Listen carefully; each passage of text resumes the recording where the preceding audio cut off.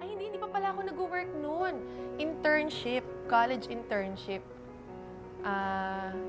Scholar kasi ako nung company ko saan ako nag-work ngayon. Ang requirement, mag-report ako every summer for 1 month. So student pa ako, wala akong alam sa Makati. Yun, sinamahan niya ako. Parang wala, hindi ko nahalata. Until nung patapos na yung 1 month. Kasi talaga nagme-make siya ng time. Eh, nabalitaan ko, parang may namita ko na friend, sabi niya, pa si Ian, pag pumapasok, laging nakaahit na, tsaka laging on time. Eh, si Ian pala, may pagka-workaholic yan eh. Hindi siya umuwi on time. Hindi ko naman alam na ganun siya before. Basta ang alam ko lang, 5:30, sabay na kami umuwi. Yun pala, talagang binibilisan niya yung trabaho niya para masabayan niya ako umuwi. Ayun. Pero ang pinakamagandang nakita ko po sa kanya, kahit gaano katagal, hinintay niya ako.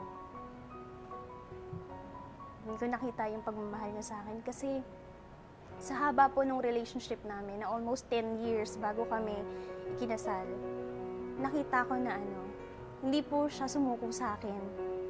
Kasi kung sa iba yun, ang tagal ko naghihintay, wag na, ayoko na. Sobrang tagal. Siyempre po dun sa pinagdaanan namin, siyempre may ups and downs kami. Pero, matatag po siya sa akin eh. Siya talaga sa relationship namin dalawa, siya talaga yung nagdala. Hanggang yun nga, yung napalapit kami sa Lord, naging magkasama kami. Sabi ko siguro time na dahil sabi ko, nung nakilala na namin yung isa't isa, kasi dati, pre, andun yung nag-aaway kayo.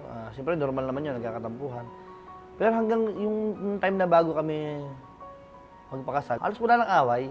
Kasi alam nyo na yung sikreto ng bawat isa eh.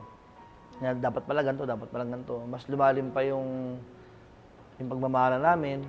Tapos nagkaroon kami ng anak. Yung respeto, nandun din. Tapos yung suporta ng bawat isa. Tsaka yung patient. Yun, hanggang ngayon, mahal na mahal ko pa rin siya.